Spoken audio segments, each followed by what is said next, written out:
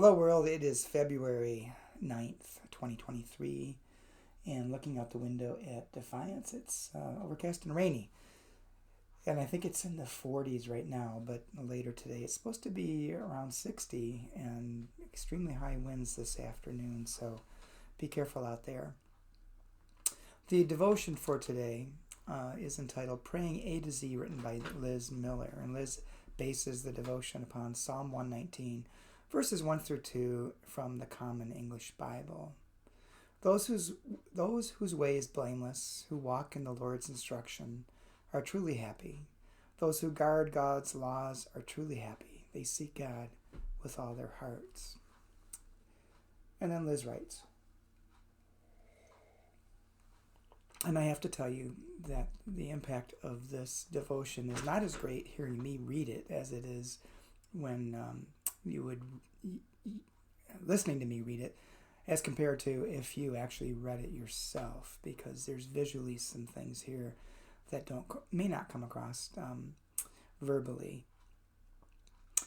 But Liz writes, going from Aleph to Tav, the beginning to the end of the Hebrew alphabet, Psalm 119 forms an acrostic poem wherein each line begins with the next letter of the alphabet. And then everything that Liz writes from here on, each sentence, or the paragraphs are structured, I should say, in a way that each beginning of the next line, like a poem, begins with the letter of the alphabet. So see if you can pick that out verbally. Acrostic poetry was all the rage for psalmists. Before tweets and sound bites, poets looked to the alphabet to provide a creative container to lift up praise and gratitude, darting from one letter to the next in order to enlighten the faithful, glorify our holy God, illuminate justice. Knowing how to transform the gimmick into art requires practice, an evergreen lesson in cultivating playfulness and rejecting perfectionism. Meditating on each word choice and placement allows a poet to notice new opportunities to describe an expansive faith that is at once our favorite pair of worn-in jeans and a party dress that shimmers and beckons new on the rack. Quibbling and questioning their way through the thesaurus, poets seek out revelation, holding each word up to the light of God to glimpse what filters through, stacking letter upon letter to create a tower of verses that tells the story of our Creator's devotion, uncovers the mercy of our Redeemer's grace, venerates our Sustainer's sacred presence.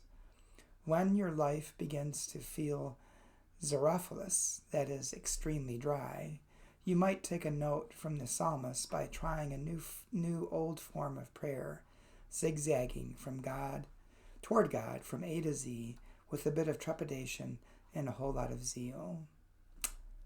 And Liz's prayer. Abba, dear Father, one mother of us all, bestow on us the poetic grace of the psalmist, or better yet, craft in us a faith that endures even when we struggle to find the right words. Amen. Well, a few things this devotion brings to mind is one of the difficulties of translation from the ancient languages into the present is things like the structure of Psalm 119, the acrostic poetry, doesn't come across because a letter that would begin with a certain Hebrew letter doesn't necessarily begin with that same letter in English. So we lose the beauty of that poetry. The other thing this made me think of is the beauty of poetry and prayer can be more than just in the words, but in the form that it covers. And it's also a reminder that prayer can take many different types of shapes, because many times the Psalms are a form of prayer. There's really no right way or wrong way to pray, and you can have fun with prayer. It doesn't have to be rote, done in a certain way. And if your prayer life seems stale or dry, try doing something different. If you normally pray out loud, pray quietly. If you normally just pray mentally, try writing it out. Actually keeping like a prayer log journal and writing out your prayers. There's many, many different ways to pray.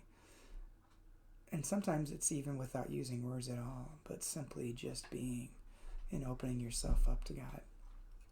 But it's Thursday. I'm hoping to see my grandbaby tomorrow, so I'll be probably up on the road shortly after breakfast, so I won't be doing a devotional on Friday.